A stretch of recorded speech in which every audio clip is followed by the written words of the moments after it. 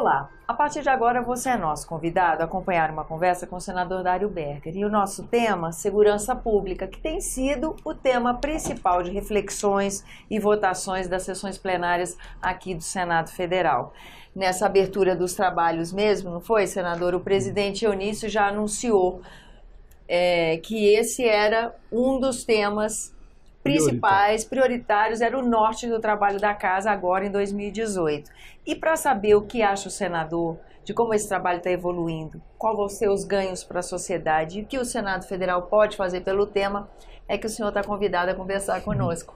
Muito grata pela sua presença aqui, senador. Obrigado também. Diga para nós o que o senhor acha desse momento que a gente vive, e o que o senhor acha dessa crise e das soluções que estão sendo encaminhadas. Bem, primeiramente quero fazer uma constatação. A grande realidade que nós vivemos é que a violência vem aumentando substancialmente.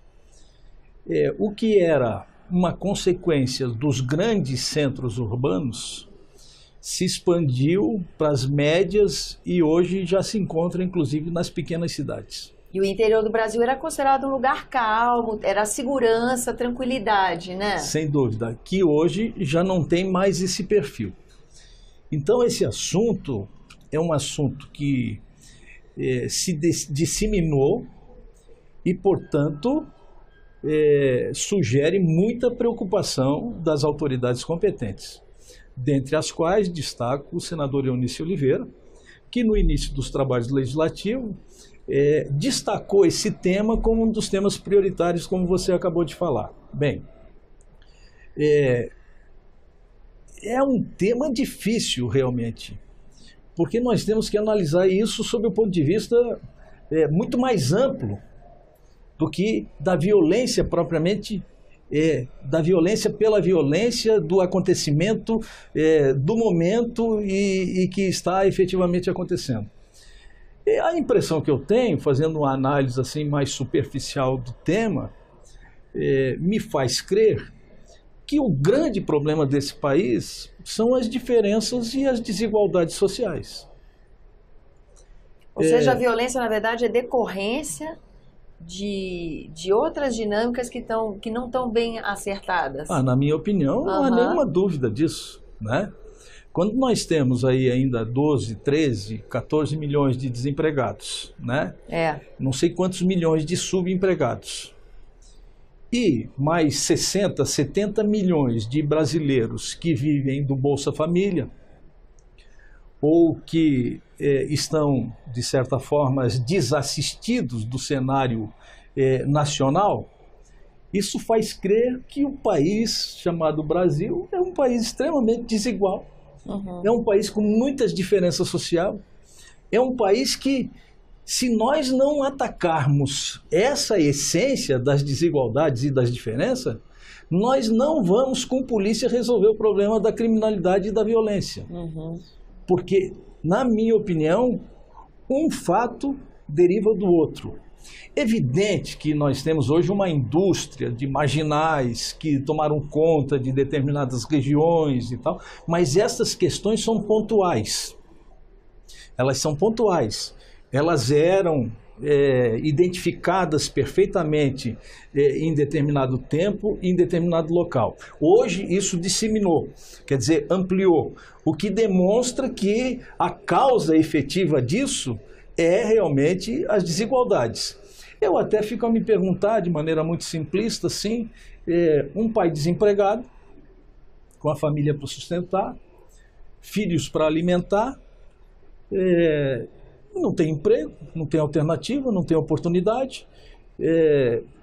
Vai exigir o que dessa pessoa? Que valor, eu te pergunto, que valor a vida tem para uma pessoa dessa? Que valor? Eu chego a me perguntar. Eu pergunto isso porque eu fui durante muito tempo administrador público, prefeito, fui prefeito de 2 cidades, fiquei 16 anos de prefeito. E vi o que muita gente não viu. E quando a gente não vê, muitas vezes o coração não sente como deveria sentir. Então vamos sentir que agora o coração vai pegar. Mas o que eu vi, embora os municípios que eu administrei, que são São José e Florianópolis, são municípios inclusive diferentes da grande maioria dos municípios brasileiros. mas vi muita pobreza, muita marginalização, muita droga, muitas crianças desassistidas, abandonadas, muitas crianças violentadas. Eu vi isso, eu presenciei isso. Esse é o Brasil real que muita gente não vê, mas que ele existe e que ele precisa ser enfrentado, você percebe? Uhum. Então, na verdade, é o seguinte, essa operação que foi feita no Rio de Janeiro, na minha opinião, ela é louvável. Aliás, eu votei favorável. Ela é importante, ela é fundamental, ela é vital, porque da forma como estava não podia continuar, é verdade. Entretanto, eu acho que a simples operação e a intervenção pela intervenção não vai trazer os resultados esperados da sociedade brasileira. Porque, a rigor, nós temos que fazer intervenção em praticamente todas as capitais brasileiras, que todas as capitais brasileiras estão com um problema sério de violência, inclusive Florianópolis, sim, que é a capital mais segura do Brasil, mas é extremamente preocupante. E mesmo assim, extremamente preocupante. E que, inclusive, a população local, invariavelmente, ou sistematicamente, quando tem oportunidade, cobra de mim que tem interesse também numa intervenção em Florianópolis em função do aumento da criminalidade. Porque as pessoas querem viver mais, querem viver melhor, querem viver mais segura, querem andar tranquilas nas calçadas, nas ruas, nas praças e nos jardins, e que hoje a gente percebe que isso é impossível mesmo em cidades que até então não sofria desse problema grave que é o problema da segurança pública. Eu tenho a esperança de que isso possa ser revertido, mas na minha opinião, essa questão só vai ser revertida com emprego, que não tem política social mais importante que o emprego, oportunidade e projetos e programas sociais de inclusão social de uma sociedade completamente abandonada e desassistida. Essa é que é a realidade do Brasil. Há cerca de nós chegarmos à conclusão que 5, 6 ou 7 empresários têm a renda de 100 milhões de brasileiros. Distribuição, né? Isso é um dado alarmante e preocupante, porque a rigor a vida é tão curta, né? Eu já estou com 61 anos. Eu fico me perguntando assim, por que essas pessoas têm tanta ganância de acumular tanto recurso e ao mesmo tempo ter que viver nas suas propriedades, nas suas casas cercadas de arame farpado e de segurança privada por todos os lados, com carro blindado. Aliás, que razão efetiva, eu fico a me perguntar, às vezes a me questionar, porque de certa forma, outro dia eu disse aqui no plenário do Senado Federal que eu tenho uma certa desilusão, eu preciso de novo encontrar um motivo que possa me incentivar a voltar, a ter fé, em acreditar que é possível mudar e etc e tal, mas eu penso que é quase que impossível, porque não há dúvida nenhuma que o país precisa ser reformado. Senador, mas o que talvez arrisco a perguntar aqui, o que está faltando para esse alento voltar não seria uma participação maior da sociedade nos temas, na sua expressão, do que seria satisfatório como solução, que até norteie, que motive o trabalho de um agente do cenário político como o senhor? A sociedade também não está muito desarticulada para que possa cumprir o seu papel de colaborar na construção dessa mudança? Eu acredito que sim, e talvez não, porque a sociedade, assim como eu demonstro uma certa desilusão, também está desiludida. A população também está desiludida e está cansada. Qual é o Brasil do futuro que nós estamos discutindo?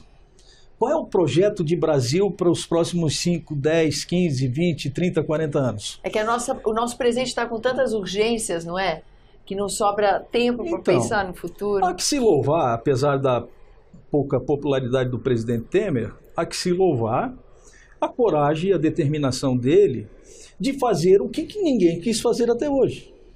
E que precisou ser feito sob pena de nós levarmos o Brasil à bancarrota, à falência definitiva e total. Que é o teto dos gastos? É o teto dos gastos, é a reforma trabalhista, a reforma da Previdência que acabou não saindo, a responsabilidade fiscal, a reforma da educação, que na minha opinião também foi bastante interessante.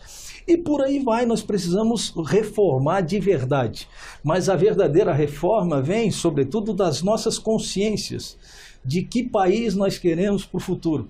Não é só cobrar dos políticos, do setor judiciário, do setor executivo, porque a verdadeira revolução que nós estamos a exigir e a solicitar e a desejar começa em cada um de nós, na verdade. Todos nós, sociedade, dirigentes, lideranças e etc., tem a sua dose de culpa, na minha opinião, dentro desse cenário. O grande problema é que, como eu estava lhe falando, é o seguinte: todos nós temos consciência plena de que precisamos reformar praticamente tudo, porque da forma como está, não podemos ficar, porque o Brasil mofou, ficou velho, a estrutura não funciona, os serviços que são oferecidos são de péssima qualidade, a carga tributária é extremamente alta e nós não entendemos como é que nós pagamos tanto imposto e recebemos tão pouco de volta. Bem, esse é o cenário. Pois não. Olha, então vamos fazer as reformas. Bem, todos concordam de fazer a reforma. Desde que não reforme o meu, desde que não reforme o meu cantinho, o meu privilégio, desde que não tire os meus privilégios, desde que se faça reforma na casa do vizinho e não faça reforma na minha casa. Quando se nós não tivermos essa consciência coletiva, generalizada, de que todos nós precisamos dar uma contribuição para que esse país possa ser realmente reformado, nós não vamos avançar. Isso é igual ao socialismo que eu estava lhe falando. O socialismo é simples, né? O socialismo, ele entra para resolver o problema de todo mundo, né? E ele acaba quando acaba o dinheiro. Bom. A Venezuela é um caso que nós estamos um exemplo disso, acompanhando para e passo, e que retrata o exemplo do socialismo. Não só acompanhando, como estamos abrigando os cidadãos que têm sido vítimas dessa ideia. Então entraram lá com discurso populista e etc, e isso e aquilo e aquele outro, etc e tal. Acabou. Acabou por quê? Porque acabou o dinheiro para distribuir. Porque se tivesse dinheiro para distribuir, o socialismo estava... estava bombando. E seria o socialismo, vamos dizer assim, a grande panaceia e a grande solução dos problemas do povo do mundo inteiro. Mas... como diz um ditado lá em Santa Catarina, rapadura é doce, mas não é mole, é dura de comer, e é difícil. Nós, infelizmente, já estamos de tempo estourado e vamos terminar a entrevista com essa reflexão para você. Eu agradeço, senador, a sua presença aqui no nosso programa. Obrigado. Agradeço também a você que nos acompanha, lembrando que esse é o programa Argumento e que você é nosso convidado a fazer sugestões e críticas ao trabalho da TV Senado pelo 0800 61 2211 e que você pode acompanhar esse e outros programas por endereço eletrônico senado.leg.br/tv. Até a próxima.